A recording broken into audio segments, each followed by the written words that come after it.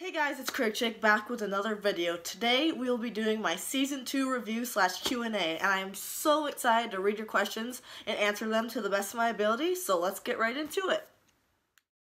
The first questions come from Paul. What were you expecting the show to be like before starting it? How has it lived up to / differed from your expectations? And tell us your perception on the similarities and differences in the intrigues on Vikings and the Game of Thrones. Okay, so the first question, what were you expecting the show to be like before starting it? I honestly, okay, don't hate me you guys, I honestly thought it wasn't going to have that much depth. I thought it was just going to be a show where a bunch of tough guys fight and whoever wins, you know, is the strongest and gets to be in power. I didn't expect at all, answering the second question, how has it lived up to or differed from your expectations? I didn't expect these complex characters. I didn't expect the character arcs. I didn't expect the main character of a show where I thought it would just be fighting and whoever's the strongest wins. I didn't expect the main character to be one of the strongest fighters and also be the smartest. It has blown my expectations away. I am so happy I am watching Vikings, and I can't believe the growth my channel has had from watching Vikings, and I am so thankful for everyone who subscribed, for watching Stranger Things, Rick and Morty. I'm gonna start my Game of Thrones reaction soon, and especially the Viking subscribers. I had 29 subscribers before I started Vikings, and I just hit 400 today, and I can't even express how happy I am for that. So I just want to thank you guys so much. And also a little announcement, once I hit 500, I will be doing a giveaway, and I'm going to give away a pop figure, so be looking out for that. Tell your friends about my videos. Maybe tell me ways to get my channel out there, like other smaller channels that would give shout outs, stuff like that. Just anything. You guys have been so helpful so far, so just let me know. But anyways, back to the question. Okay, so it's blown my expectations away. And comparing it to Game of Thrones. So this one I wrote down. I really wanted to think it out. So the similarities I see. The fight for power is there, although it is done in different ways. The fight for power is the main kind of thing of Vikings, because in Game of Thrones, I mean, it's called the Game of Thrones, they're playing for the throne, and then in Vikings, it's Ragnar wanting to be in a power spot. I don't think he's power hungry, but the whole kind of thing of the show has him fighting people who are more powerful than him and him getting their spot. So the fight for power is a similarity. Some characters are there for their pure strength, and some characters have the smarts and they're sly. So the two examples I wrote down was for strength. I kind of compared Rollo to Gregor Clegane, the Hound. I kind of compare those two. And then I kind of compare Littlefinger, Peter Baelish, to Floki. Let me know if you guys agree with that. But yeah, there's some characters that are where they're at because of their smarts, and some because they're just strong. Also, of course, Rollo, you know, his brother's Ragnar, but he's more of a brute. He doesn't really have the smarts to him. He's not dumb, but I hope you guys know what I mean. Family. Family is a big aspect in both shows. Game of Thrones, you obviously have the houses. No matter who you like, the Starks, the Lannisters, kind of the Targaryens, they all are doing it for family. Yeah, you know what I mean. So that is another similarity. Awesome fights. Awesome fights in both shows. But I think Vikings, their fights have more, they're more brutal, and I think the choreography is a little better. Oh my god, don't hate me if you're a Game of Thrones fan. The choreography is awesome in both shows, but I think Vikings just shows the brutality more, and it looks like they're actually killing people, so I like that. But Game of Thrones edges Vikings out with fighting in the cinematography aspect. In Vikings, it can get choppy and a lot of cutscenes, but in Game of Thrones, we have seen those magical, amazing shots where it's a one shot of a fight. My favorite fight scene in Game of Thrones is Battle of the Bastards, when all the two sides collide, and they do a 30-second one-shot of Jon fighting. Amazing. So there's another similarity. The difference is, I think there's a more defined evil or bad guys, antagonists on Vikings. Like the first Earl in season 1, we all hated him. He's a bad guy. Hork, he's a bad guy.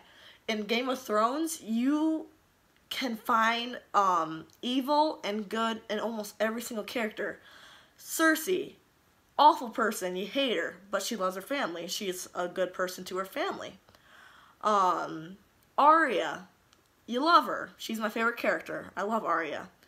But she's killing people. She's still killing people no matter what they've done, anything. She still is a killer. So I think the line is more blurred on Game of Thrones with evil. Religion is talked about in both shows, but I believe religion is more present in Vikings with the gods, and basically everything they do is done for religion. And we only really had a couple characters in Game of Thrones that was like that, and I can't remember their names, but they're dead now. Cersei blew them up. But those guys, they were focused on religion, but I feel like Vikings has more religion in it. And Game of Thrones is more dialect heavy. Once again, not a bad thing. Game of Thrones just has so much more to cover. It's such a bigger world to me that you have to have episodes where it's all learning about characters, learning their motivations, learning what's happening. It's dialect. In Vikings, I feel like you get more action, more fights. So yeah, those are my differences between Vikings and Game of Thrones. Thank you so much for your questions, Paul. I hope you liked my answers. Let me know your answers to your questions down below. The second question was asked by Nicholas and Maurice. They said, now that Ragnar is king, do you think his personality will change? So, I don't think his personality will change. Okay. I don't think now that he's king, he's gonna be like, oh, fuck you guys, I'm like the best and I'm going to rule now and you have to do what I say. I don't think that's how his personality will change, but with power, with money, with anything, you change unintentionally, or you're unaware of yourself changing. So I think he's always had to deal with a resistance with his plans, and now every single plan he decides to make, it will happen since he's king now.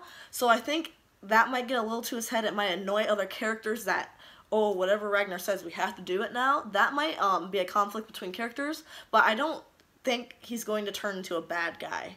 Or at least I think he'll notice before he turns himself into a bad guy, or a character will confront him.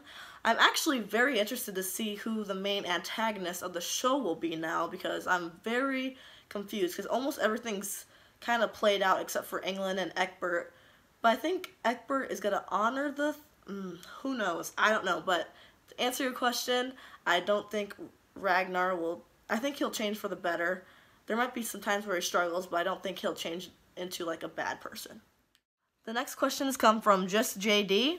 First one is, what are your favorite moments in Season 2? Second one is when in Season 2 did you think Ragnar and Loki decided to team up against Hork? And who do you think took the initiative? Ragnar, who perhaps saw the king as a threat, or Floki, who noticed his manipulations firsthand? And her last question, or his last question, I'm not sure. Do you have any predictions for Season 3? And just expectations for certain characters and their arc? My favorite moments in Season 2, I actually went through all my videos and pulled out, let's see here, 6 moments. So, my first one is Rollo gathering the village to fight Jarlborg in 2-3. The reason this is one of my favorite scenes is it shows the growth that Rollo has had. I feel like Season 1 Rollo, before he had his awakening and, you know, he turned and then came back, Rollo would have ran and saved himself, because he would have saw the villagers and said, you're hopeless, I'm saving myself. That's why I like that scene. Athelstan being crucified in 2-4. Now, that isn't, like, my favorite scene. Like, I was like, oh, yay. But I think it was a very strong scene, especially for the character of Athelstan, which, like, his main conflict in his head is religion. So I found it very symbolic that he was being crucified, so that's why that's in there. The family fighting in 2-5 with Lagertha, Bjorn, and Ragnar fighting against Jarlborg together. That was amazing to see them fight together for the first time, so obviously that's one of my favorite scenes. Lagertha killing her husband in 2-6 when she just went back right in the eye and she took the position as Earl. Obviously, Lagertha is one of my favorite characters, so that had to make my favorite scenes. The Blood Eagle in 2-7, we obviously saw the demise of one of the main antagonists of Season 2, Jarl Borg.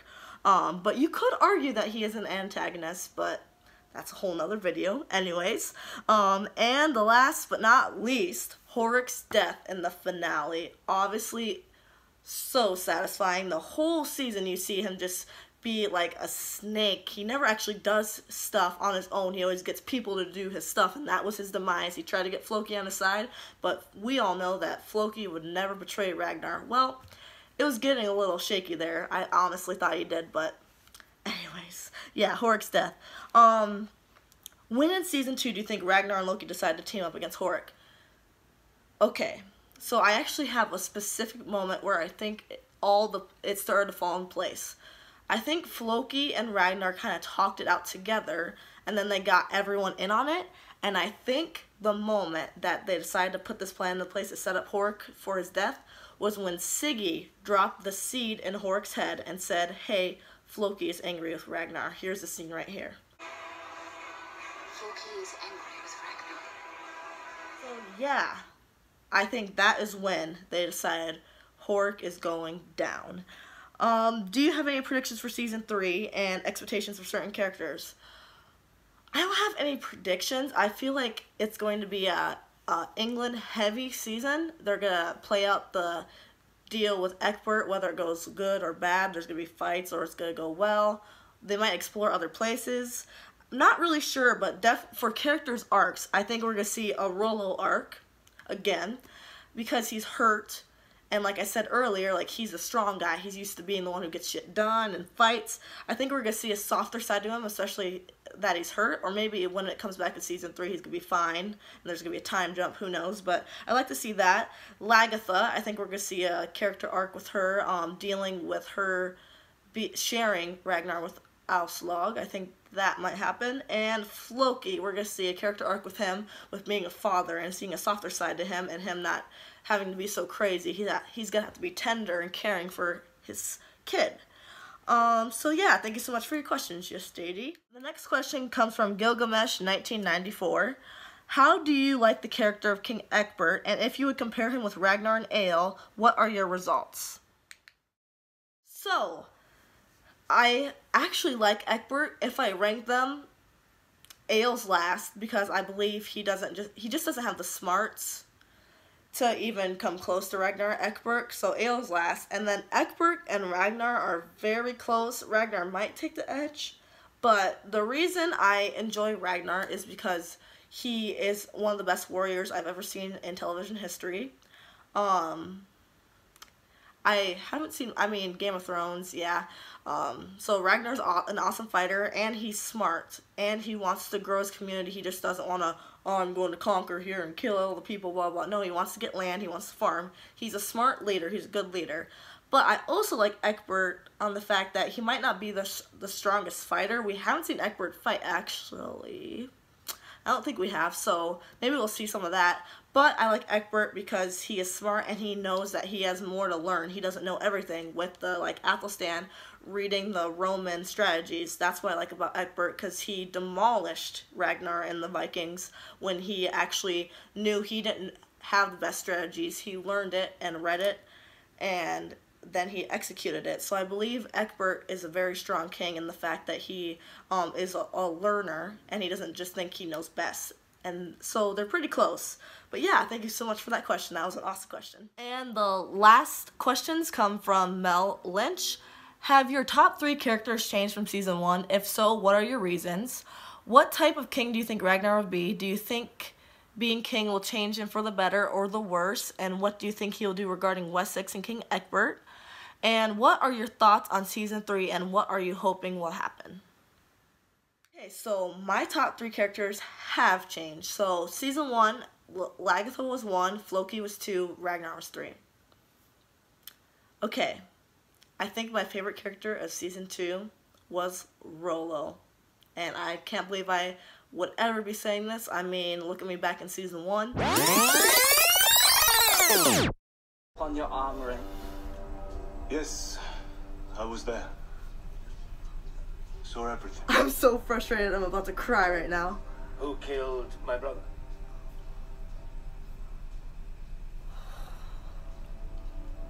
Ragnar Lothbrok killed him. In cold blood? No. Yeah. So, yeah, I think Roll's my number 1. Floki is not in my top 3 anymore because obviously I would like to lie to myself and say Floki's in my top 3, but the whole season I basically didn't like him. Of course he was redeemed, but he's not in my top 3. 2 would be Ragnar. He just has a presence about him. He's smart. He's been executing things well.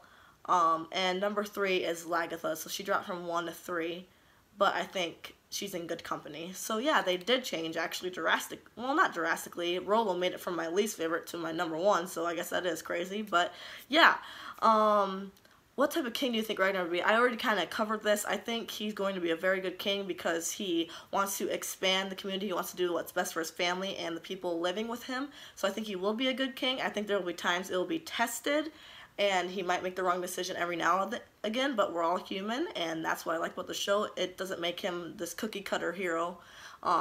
He has faults and he has good things about him, so that's what I like about him. I think he will be a good king. What will he do regarding Wessex? I think he will send people over, take the land that Egbert gave him, and be fine until Egbert decides to betray him, and then we're going to have fighting. But I don't think Ragnar is just going to go and try to invade and kill Egbert. He is going to take the deal, and he's only going to attack if he is double-crossed. What are your thoughts on Season 3? What are you hoping will happen? I'm hoping to get even more new characters. Maybe there's going to be a time jump from Season 2 to Season 3, so we're going to see all those other kids older now. That would be awesome to see. I'd love to see Floki's daughter. I want to see his Ragnar's other sons. So maybe they'll all be older by the next season. Who knows? That would be awesome to see. And I also want to get introduced to some new characters. I love our little family, but I also want to expand, but I still want them to be complex characters and have meaning to them. I don't want just throwaway characters, so I hope we meet new characters. And yeah, so that is it for my Q&A. I hope you loved it. Season 2 was amazing, and some of you have been commenting that Season 3 is even better, so I cannot wait. I will be starting Vikings again probably Monday. I'm just going to take this weekend off and start Season 3 on Monday, so I hope you will join me for that.